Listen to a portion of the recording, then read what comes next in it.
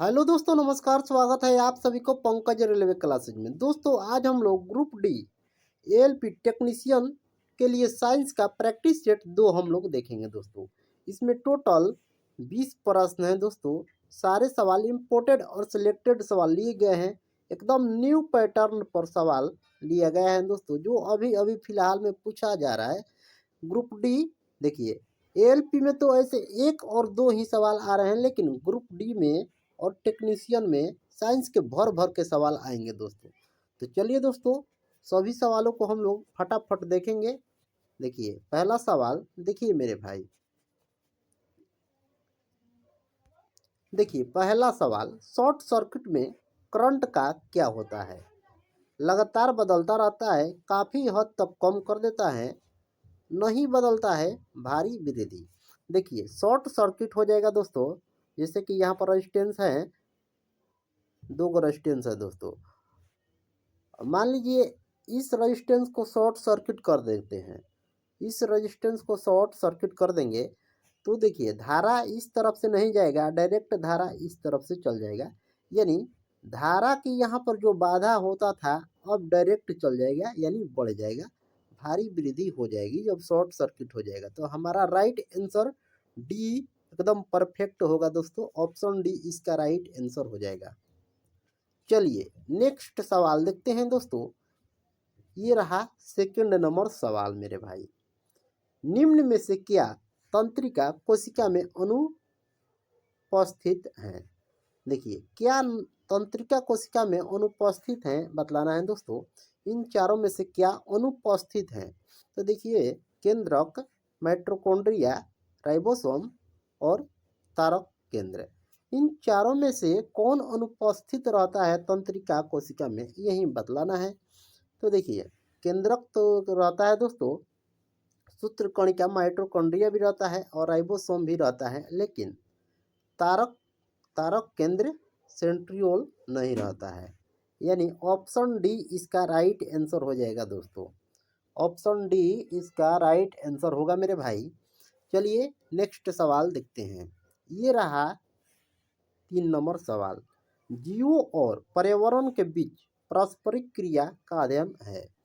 जीव और पर्यावरण के बीच पारस्परिक क्रिया का अध्ययन है, माने जीव और पर्यावरण के अध्ययन को क्या कहते हैं, ऐसा भी सवाल हो सकता है दोस्तों। यही बतलाना है। परिस्थितिकी, भूगोल, पादप भूगोल, शरीर क्रिया विज्ञान, पूरा जीवन जीव विज्ञान, पूरा जीव विज्ञान। देखिए इसका राइट आंसर हो जाएगा दोस्तों, जीव और पर्यावरण के अध्ययन को ऐसे परिस्थितिकी कहते हैं, परिस्थितिकी विज्ञान कहते हैं। यानी ऑप्शन ए इसका राइट आंसर होगा दोस्तों, एकदम परफेक्ट। चलिए अगला सवाल देखते हैं, सवाल नंबर 4। ये देखिए दोस्तों 4 नंबर सवाल देखिए। निम्न में से कौन सा सजातीय श्रेणी का समूह बनाता है? देखिए सजातीय श्रेणी का समूह वाला इन चारों में से खोजना है दोस्तों। जैसे कि एल्केन, एल्किन, एल्काइन होता है। तो देखिए एल्केन, एल्काइन, एल्केन केन केन वाला ही खोजिए, नहीं तो एल्केन एल्किन किन वाला ही खोजिए, नहीं तो एल्काइन का आइन आइन वाला ही खोजिए। तो देखिए दोस्तों यहाँ पर एन इथेन, एन मीथेन दो को तो मिल रहा है, लेकिन यहाँ पर आइन हो गया, ये नहीं होगा। इथाइन, प्रोपाइन, ब्यूटाइन, आइन आइन चारों तीनों में दिखाई दे रहा है दोस्तों, आइन आइन, यानी यही वाला हमारा आंसर होगा। देखिए यहाँ पर थाइन, इथाइन, प्रोपाइन, ब्यूटीन, तीन हो गया, ये गलत हो गया। थेन, देखिए इथेन, मीथेन, थेन थेन लगा है दोस्तों, प्रोपीन, ये भी गलत हो गया। यानी हमारा आंसर बी इसका राइट आंसर हो जाएगा दोस्तों। इसका राइट आंसर बी हो जाएगा। चलिए अगला सवाल देखते हैं, सवाल नंबर 5। वह प्रक्रिया जिसमें अम्ल और क्षार अभिक्रिया करके लवण और जल बनाते हैं अभिक्रिया कहलाती है। देखिए दोस्तों वह प्रक्रिया जिसमें अम्ल अम्ल और क्षार लवण करके जल जल देखिए लवण और जल बनाते हैं, तो उसे क्या कहते हैं दोस्तों? तो उसको उदासीकरण कहते हैं। यानी ऑप्शन बी इसका राइट आंसर होगा मेरे भाई, ऑप्शन बी। चलिए नेक्स्ट सवाल देखते हैं, सवाल नंबर 6। देखिए 6 नंबर सवाल दोस्तों। निम्नलिखित में से किस में? श्लेष्मा श्लेष्मा श्लेष द्रव पाया जाता है दोस्तों। श्लेष्मा भी होता है कहीं कहीं पर, ठीक है। निम्नलिखित में से किस में श्लेष द्रव पाया जाता है? मुक्त रूप से गतिशील जोड़, उपास्थीयमय जोड़ में, स्थिर जोड़ में, तंतुमय जोड़ में। देखिए दोस्तों, श्लेष द्रव जो है दोस्तों कहाँ पर पाया जाता है? तो जहाँ पर मुक्त रूप से गतिशील होता है, यानी ज़्यादा गतिशील होता है हड्डी, वहीं पर पाया जाता है। जहाँ पर ज़्यादा गतिशील जोड़ होता है वहीं पर रहता है दोस्तों, यानी ऑप्शन बी, ऑप्शन ए दोस्तों, सॉरी, ऑप्शन ए इसका राइट आंसर हो जाएगा। चलिए अगला सवाल देखते हैं, सवाल नंबर 7। प्रकाश विद्युत प्रभाव प्रकाश की किस प्रकृति को दर्शाता है? प्रकाश विद्युत प्रभाव प्रकाश की किस प्रकृति को दर्शाता है? क्रिस्टलीय प्रकृति, कण प्रकृति, दोहरा स्वभाव, तरंग प्रकृति। देखिए दोस्तों, इसका राइट आंसर हो जाएगा दोस्तों ऑप्शन बी, कण प्रकृति। प्रकाश विद्युत प्रभाव प्रकाश की किस प्रकृति को दर्शाता है? तो कण प्रकृति को दर्शाता है दोस्तों। तो चलिए अगला सवाल देखते हैं, सवाल नंबर 8। देखिए दोस्तों, अभी 7 मिनट होने वाला ही है कि हम देखिए 8वां क्वेश्चन पर आ गए हैं दोस्तों। 8 नंबर क्वेश्चन देखिए, इस सवाल में कोई भी बकवास नहीं होगा दोस्तों, केवल पढ़ाई होगा, पढ़ाई। कम समय में ज़्यादा सवाल को हम लोग देखेंगे। देखिए 8 नंबर सवाल देखिए, कौन सी सामग्री रोटी को फूली हुई बनाती है? अंडा, खमीर, आटा, वनीला। इसका राइट आंसर क्या होगा दोस्तों? तो देखिए इसका राइट आंसर हो जाएगा दोस्तों खमीर। खमीर जो है दोस्तों रोटी को फूली हुई बनाती है, यानी इसका राइट आंसर बी सही हो जाएगा। चलिए नेक्स्ट सवाल देखते हैं, ये रहा 9 नंबर सवाल दोस्तों। किसी चंद्रमा का चंद्रमा पर, सॉरी दोस्तों रुकिए, देखिए 9 नंबर सवाल, किसी वस्तु का चंद्रमा पर भार पृथ्वी पर उसके भार का होता है? तो देखिए आधा, 1/3 भाग, 1/4 भाग, 1/6 भाग। तो 1/6 भाग होता है, यानी ऑप्शन डी इसका राइट आंसर हो जाएगा दोस्तों।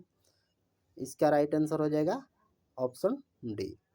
पृथ्वी पर गुरुत्वाकर्षण अगर 6 है तो चंद्रमा पर गुरुत्वाकर्षण 1 होगा, यानी 6 का 1 भाग होगा, 1/6 भाग ही चंद्रमा पर गुरुत्वाकर्षण होता है, इसलिए भार वहाँ पर, अगर पृथ्वी पर भार 6 है तो यहाँ पर 1 हो जाएगा, यानी ऑप्शन डी इसका राइट आंसर होगा।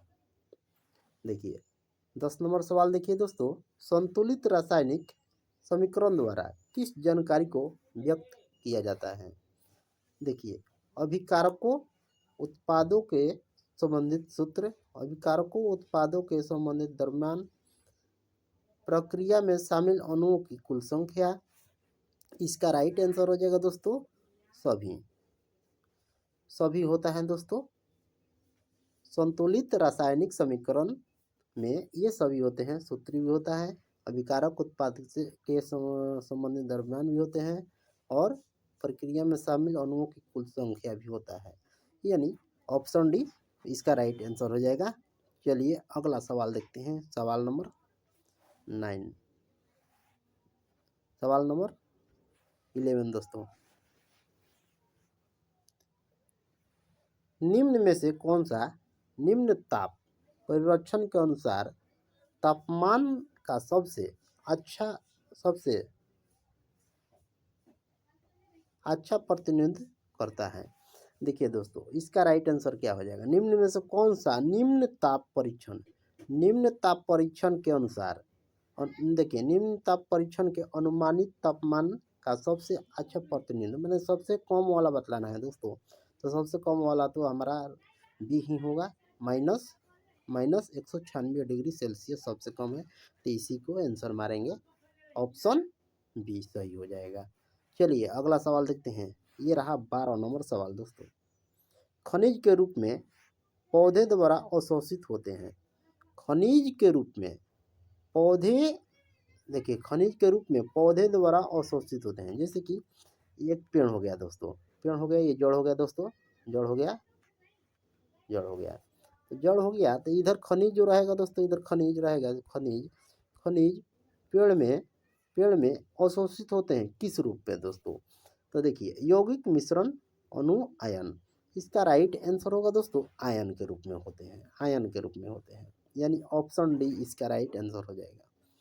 चलिए अगला सवाल देखते हैं, सवाल नंबर 13। किसी विद्युत चुंबक का अयस्क अयस्क क्या होना चाहिए? देखिए किसी विद्युत चुंबक का अयस्क, जैसे कि विद्युत चुंबक जिस अयस्क बनाते हैं वो कैसा होता है? तो नरम लोहा का होता है, जंग लगा हुआ लोहा, दृढ़ लोहा, कठोर लोहा। तो इसका राइट आंसर हो जाएगा दोस्तों नरम लोहा का चुंबक बनता है, यानी option A. A is right answer, A हमारा एकदम परफेक्ट आंसर होगा मेरे भाई। चलिए अगला सवाल देखते हैं, ये रहा 14 नंबर सवाल। देखिए दोस्तों अगर इस टाइप के सवाल आते हैं तो देखिए किसी भौतिक इकाई को उस क्षेत्र की तीव्रता के रूप में परिभाषित किया जाता है जो चालक के प्रति मीटर प्रति एम्पियर बल के लिए न्यूटन का उत्पाद करती है। तो देखिए दोस्तों इसका क्या आंसर हो जाएगा? तो देखिए तीव्रता के कैंडेला होता है दोस्तों, तीव्रता के कैंडेला होता है, आवेश के कूलाम होता है दोस्तों, और दाब के पास्कल होता है। हमारा राइट आंसर हो जाएगा टेस्ला दोस्तों, टेस्ला इसका राइट आंसर होगा, टेस्ला। चलिए अगला सवाल देखते हैं, सवाल नंबर 15। फेफड़े में श्वास गैसों का आदान प्रदान में होता है, माने फेफड़ों में जो गैसों का आदान प्रदान, श्वास लेते हैं तो गैसों का आदान प्रदान होता है, वो किससे होता है? ट्रेकिया, कुपिका, एल्वियोली, ब्रोंकाई और श्वसनिका। इसका राइट जो आंसर हो जाएगा दोस्तों ऑप्शन बी, कुपिका से होता है। कुपिका से ही श्वसन लेते हैं तो गैसों का आदान प्रदान होता है दोस्तों, ऑप्शन बी इसका परफेक्ट आंसर हो जाएगा, यानी हमारा राइट आंसर बी होगा दोस्तों। चलिए अगला सवाल देखते हैं, सवाल नंबर 16 मेरे भाई। कार्बन यौगिक के लिए निम्नलिखित में से कौन सा कथन सही है? कार्बन यौगिक है दोस्तों, इसके लिए सही कथन बतलाना है मेरे भाई, सही कथन क्या होगा? तो देखिए विद्युत के सुचालक होते हैं, विद्युत के कुचालक होते हैं, उनके अणुओं के बीच प्रबल आकर्षण बल नहीं होता है। ये विद्युत के कुचालक होते हैं, उनके अणुओं के बीच प्रबल आकर्षण बल नहीं होता है। तो देखिए दोस्तों कार्बन यौगिक जो होते हैं दोस्तों विद्युत के सुचालक तो नहीं होते हैं, सुचालक नहीं होते हैं, कुचालक होते हैं। तो ये वाला भी हो सकता है। देखिए उनके अणुओं के बीच प्रबल आकर्षण बल भी नहीं होता है, ये वाला भी हो सकता है। लेकिन दोनों का कॉमन बी और सी का कॉमन यहाँ पर डी दिया गया है। वे विद्युत के कुचालक होते हैं, उनके अणुओं के बीच प्रबल आकर्षण बल नहीं होता है। तो हमारा राइट आंसर दोनों का कॉमन दिया है तो यही हो जाएगा। अगर ये नहीं रहता तो इसमें लिखा रहता बी और सी दोनों, तो ये दोनों भी नहीं होगा। हमारा right answer perfect answer D होगा दोस्तों। चलिए नेक्स्ट सवाल देखते हैं, सवाल नंबर 17। पृथ्वी के आंतरिक ताप इंजन के लिए मुख्य ऊर्जा स्रोत है। देखिए दोस्तों पृथ्वी के आंतरिक ताप जो होता है, जो दोस्तों भूपटल ये सब होते हैं, तो उनके लिए मुख्य ऊर्जा स्रोत कौन है दोस्तों? तो देखिए इसको याद कर लीजिएगा, डायरेक्ट बताते हैं दोस्तों। इसका राइट आंसर जो होगा दोस्तों ऑप्शन डी होगा, रेडियोजेनिक उष्मा और मौलिक उष्मा होते हैं।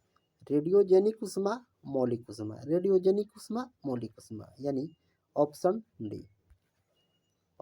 डी इसका राइट आंसर होगा।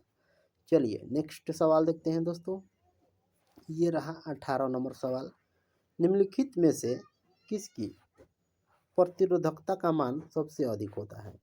प्रतिरोधकता का मान सबसे अधिक वाला बतलाना है दोस्तों। तो देखिए दोस्तों, चांदी, चांदी, क्रोमियम, नाइक्रोम, क्रोमियम, आयरन। इसका राइट आंसर होगा दोस्तों, देखिए इसका राइट आंसर हो जाएगा नाइक्रोम। नाइक्रोम इसका राइट आंसर हो जाएगा। देखिए चांदी के चालकता बहुत अधिक होता है और प्रतिरोध बहुत कम होता है। और क्रोमियम, देखिए नाइक्रोम बहुत ज़्यादा हीट देता है, अधिक प्रतिरोधकता कारण। इसमें भी प्रतिरोधकता होता है लेकिन नाइक्रोम से कम होता है, ये थोड़ा प्रकाश देता है। आयरन में भी प्रतिरोधकता होता है लेकिन चांदी से ज़्यादा होता है। यानी ऑप्शन बी इसका राइट आंसर होगा। अधिक प्रतिरोधकता पूछ रहा है तो ऑप्शन बी सही हो जाएगा दोस्तों। ये रहा 19 नंबर सवाल। आयोडीन के समस्थानिक का उपयोग किस रोग के उपचार के लिए किया जाता है? तो घिंघा, स्कर्वी, रतौंधी, सूखा रोग। ये तो सवाल को सभी लोग जानते होंगे दोस्तों। इसका राइट आंसर होगा घिंघा, ऑप्शन ए। चलिए ये रहा लास्ट नंबर सवाल दोस्तों। देखिए 20 नंबर सवाल। देखिए 17 से 18 मिनट के अंदर ही हम लोग 20 सवाल कर लिए, बहुत ही फास्ट तरीके से। आप लोग कमेंट करके बताइए कि आराम से 20 सवाल करें कि अगर 20 मिनट के अंदर ही 20 सवाल को पढ़ लिया जाए। देखिए 20वां सवाल देखिए, निम्नलिखित में से किसे पीट कर पतली चादरें बनाई जा सकती है? ऑक्सीजन, ऑक्सीजन तो होगा नहीं दोस्तों कभी भी। लोहा हो सकता है, सल्फर भी नहीं, पतली चादर नहीं बनेगा, नाइट्रोजन को भी नहीं बनेगा, क्योंकि ऐसा है। तो इसका राइट आंसर हो जाएगा ऑप्शन बी, लोहा। तो ऑप्शन बी इसका राइट आंसर हो जाएगा मेरे भाई। तो दोस्तों वीडियो कैसा लगा? अगर वीडियो अच्छा लगा हो तो वीडियो को लाइक और चैनल को सब्सक्राइब कर लीजिए दोस्तों। सब्सक्राइब कर लीजिए दोस्तों। डेली ऐसे ही हम लोग 20 क्वेश्चन का प्रैक्टिस सेट देखेंगे दोस्तों। एकदम न्यू पैटर्न पर देखेंगे दोस्तों। देखिए दोस्तों एकदम नया पैटर्न पर जो सवाल पूछे जा रहे हैं उसी टाइप के सवाल हम लोग डेली देखेंगे। तो दोस्तों आज के लिए बस उतना ही। Bye bye.